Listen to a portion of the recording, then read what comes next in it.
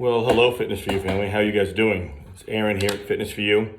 Wanted to take a second to do our week 3 nutrition and just provide you guys some more information that hopefully helps you guys with your diet and your fitness journey. So what we're going to talk about today or this week is grocery shopping, because it's one of the few items or few things we can do. It's one of the few activities that we can engage in. We can go to the grocery store, but what we're going to discuss today goes well beyond just the quarantine information. It's going to go well into just your regular normal life when we get back to normal. The second thing we're going to talk about is nutritional fact labels. A lot of people don't understand this information, even though they think they might. So if you have an item, go ahead and grab any item from your pantry or your refrigerator and have a nutritional fact label available for when we get to that part, okay? So when it comes to grocery shopping, you really have to think of 3 things. First and foremost is, do you have a shopping list? We don't want to go to the grocery store without a list of items that we need, things that we need. That's need versus want, okay? When we're trying to eat healthier or make better decisions, you need to have a list of items, especially when we're looking at making good decisions and meal prep and having things prepared and ready and available for us when we need to make meals. It's very easy to fall into the trap of just going up there and window shopping and going, oh, this looks good, and grabbing it and grabbing that. And that's just a terrible decision. So first and foremost, always have a shopping list when you go to the grocery store. Second is, are you shopping hungry? Don't shop hungry, okay? Because your brain is going to care a lot less about the items that you put in your cart if you are hungry. One of the things I always tell people is, to win the war at home, you have to win the battle at the grocery store. True fact. If it doesn't end up in your grocery cart, it can end up in your refrigerator and in your pantry. And if it doesn't end up there, it can end up in your mouth and in your stomach. So make sure that you're not shopping hungry, so we're making these bad decisions. Because once we're hungry and we're shopping, man, that really looks good. Oh, it sounds delicious. And you're putting things in your cart that you don't need to have in your cart because you're hungry and you care less. Okay, so A, shopping list. B, make sure you're not shopping hungry. 3, do you have enough time? This is really important because a lot of times we just run in grocery shopping and try to get out of there as quickly as possible. But until we understand the nutritional fact labels and how to appropriately grocery shop and shop for healthier items, we need more time so we can grab items and do comparisons and go, well, okay, this is a better item than this. This has less fat or more sugar or whatever. So instead of just grabbing the things we're accustomed to, we need to have enough time to sit there and do some comparison shopping so we can get items that are healthier for us when we're making those decisions and we're making our meals and things of that nature. So the three things I want you to remember there: have a list, don't shop hungry, and make sure you have enough time to do adequate research and grocery shop for the items that you need, okay? A grocery store is set up the same pretty much anywhere you go. It's set up in a fashion where all of your fresh and whole items, your fresh produce, your meats, your whole grains, your whole wheats, oats, things like that, are always on the outside of a grocery store, okay? That's, there's not a produce aisle where you're actually walking down an actual aisle, or your meat section isn't, and your fish section, things like that, isn't down an actual aisle. It's always on the outside, as is your bread section and things like that. So if you're looking to window shop and find items that you want to add to your diet that you may not normally have, or that you're wanting to add things that you don't have at the house, do it on the outside. You can find fresh produce, fresh vegetables and fruits. You can find lean cuts of meat, fish, things of that nature, as well as you can shop in the bread aisle and start getting some whole grains, whole wheat, and things made from oat, instead of just grabbing your natural white breads or the bad things like that. So if you're looking to window shop and take extra time to find new items, always do it on the outside, because the inside aisles always have boxed, bagged, and canned items. And that's where a lot of our processed foods are at. And so you're going to need items from those aisles, but don't go window shopping up and down those aisles looking to add new items from those aisles, okay? You're going to need ketchup. You're going to need condiments. You're going to need some boxed items and things like that. But my suggestion to everybody is go down that aisle, grab what you need, and come back and then move on, okay? Don't just walk up and down browsing. When it comes to vegetables, something that people don't know, I like to touch on this when I talk about nutrition and grocery shopping, is frozen fruits and vegetables. Fresh fruits and vegetables are wonderful, but we have this idea that we sort of put frozen vegetables and canned vegetables together. When frozen vegetables are very different, because as soon as you cut a vegetable or fruit from the vine or the stalk or whatever, it begins to deteriorate. Okay, and as soon as that process begins, it begins to lose some of its nutritional value. And so if you take a zucchini or a strawberry or a cucumber and cut it, by the time it's harvested, it makes it to the processing plant, and it makes it to the grocery store, and then you buy it and make it to the table, that could be a couple weeks, and so the nutritional value on that could lessen.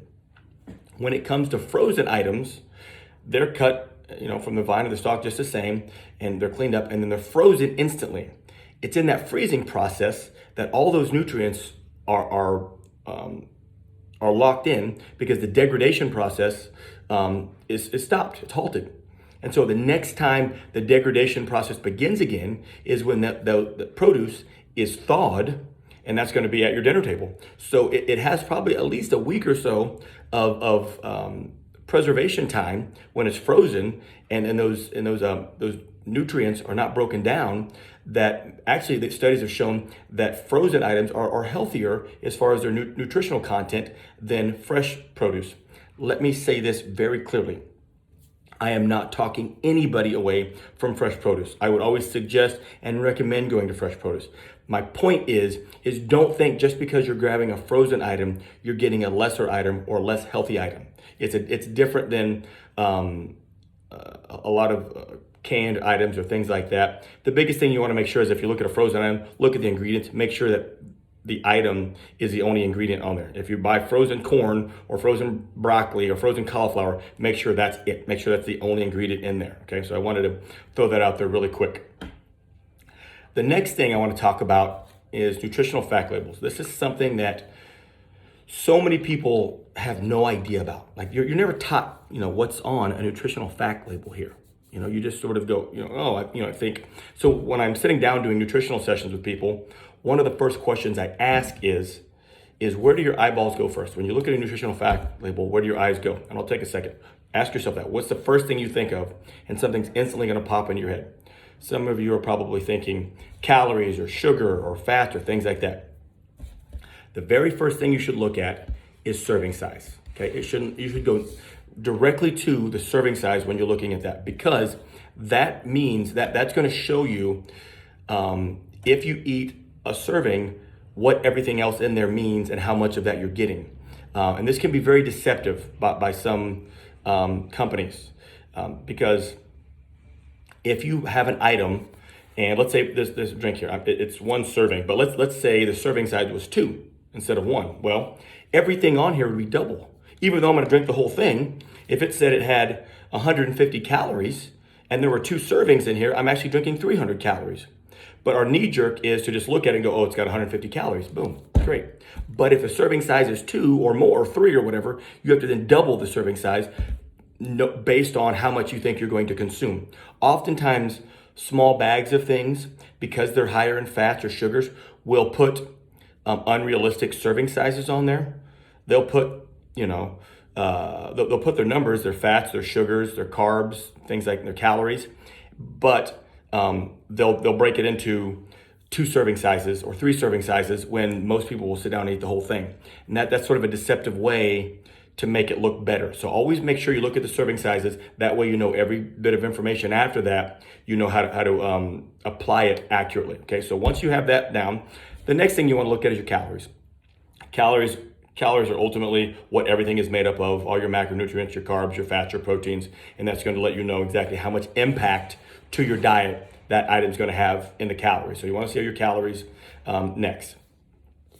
From there, the thing that I would look at, and this is the piece that nobody knows, I've never, in all my time when just working with people, I've never met a person who knows what the percentages mean or what's good or what's bad, because all the percentages are right here, So I ask people, what do those mean, or what's a good percentage? And I've never in 20 years of doing this had anybody give me an answer that was correct. Here's a good rule of thumb to think about when you're looking at the percentages, be it good percentages or bad percentages. Use the 5-20 rule. The 5-20 rule is this: 5% is low, 20% is high. So when you're looking at an item and you're going, oh, is this low carb or high carb? For example, here, this is 1%. That's a low carb item. If it was 5%, that would also be a low carb item. Subsequently, if I were looking at an item and it were to say 22% or 29%, that would be a high carb item. Or if 42%, that's an extremely high item. So if you look at something and you're going, is it high in fat? Is it high in carbs? Is it high in sodium? Just apply the 5-20 rule. If it's close to 5 or below, it's low. If it's close to 20 or above, it's high. That works both ways though. That works even for good things.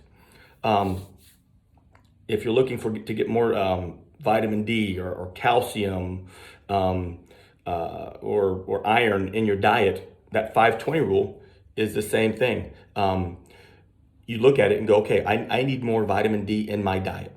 So I'm looking at this item here only has, this one here has 2%. So it's a low vitamin D item. Okay. I want to grab an item that has close to 20%. And this is where I go back to what I said earlier about taking time. I want to grab 2 items that I can go, okay, this one here has 2% vitamin D. This one here has 18% vitamin D. I'm going to go that because that's what I want, Fiber is something that people oftentimes need more of in their diet. That's a great time to look at 2 items. If you grab 2 items that you normally consume, look at both of them and see which one has a higher percentage. Or if you're looking at an item going, is this an item that I can buy that's high in fiber? Well, it's got 19% fiber. That's a high fiber item. So that will sort of help you traverse the waters when it comes to looking at those 2 percentages and having an idea of what's good and what's bad, okay? Next thing we're going to talk about are some of the bad guys when you're looking at a nutritional fact label. The bad guys are things like fats, cholesterols, sodiums, and carbs. Carbs can go in and out depending upon what your dietary needs are and what you're looking for there. So those are the ones you want to be mindful of to look at and go, okay, listen, let me look at these numbers and let me process them accordingly and apply the 5-20 rule, and then your good items are typically down here towards the bottom, your proteins, your vitamins, your minerals, things like that, okay? Just make sure you're taking the time to look at those items and understand them correctly. Something else to consider when you're looking at the ingredients list is knowing how it's set up. Items that are listed first, that means that's the item that's in there the most. So if the very first item is sugar, that means the largest amount of contents is sugar. So it lists it by most to least. So if you're looking for items that have more of something in there, you want to see what's listed. Or if you're trying to avoid things like sugar or salts or sodiums or things like that, you want that to be lower in the listing of the ingredients there. Also, don't be fooled by certain terms because when it comes to things like whole wheats and whole grains and breads just in general and bagels or whatever, you want to be careful of words like enriched versus whole. Okay, when you look at a whole grain or whole wheat item, you want the very first word to be whole. That means that item is primarily a whole grain or a whole wheat item. Enriched, what they do is they take a whole wheat kernel. This is what farmers do. They take it, they flash fry it. The whole wheat kernel that has everything in it, that's a whole grain item. They flash fry it and leaves a little white starch. Well, the reason why they do that is because you just have that white starch, 2 things happen. A, the shelf life on it is much, much longer. And B, bugs won't eat it because there's next to no nutritional content there. Yep, this is what they make white bread from.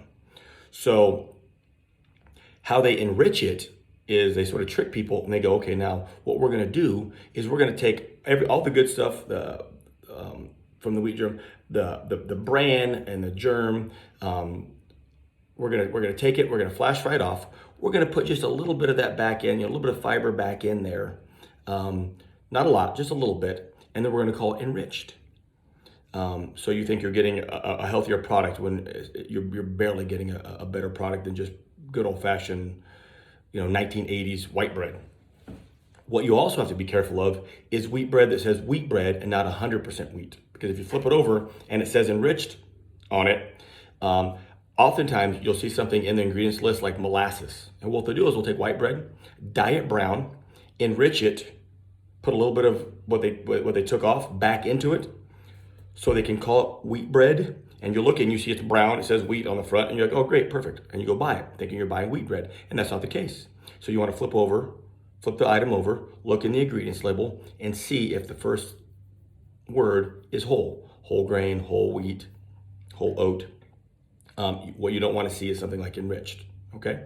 So that wraps up today. Hopefully there's a couple tidbits in there that you can pull from, and it'll help you with your grocery shopping needs and things like that. You can go to your pantry, look at your items that you have now and go, man, we don't need any of this, or we have too much of this. Sort of apply some of those rules, and really just apply that 5-20 rule and those three bullet points as far as grocery shopping, and it's going to help save you a ton of hassle, and it's going to help make your fitness journey and your goals much more attainable. Okay? If you have any questions, guys, or need anything, please reach out. Take care, and I'll talk to you later.